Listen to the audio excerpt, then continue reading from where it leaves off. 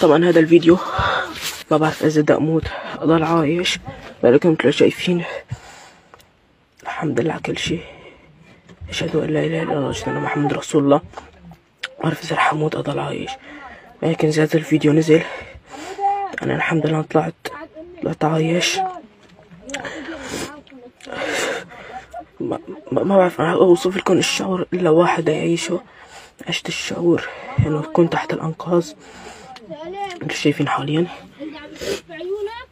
هاي تحت الانقاض، والناس يعني اكتر من يمكن عيالتين 3 4 عيال، نحن وعيلتي 80، والجيران تبعتنا. الله يعين. هزة ارضية فيها ما بعرف شو بدي اوصف لكم. رجعت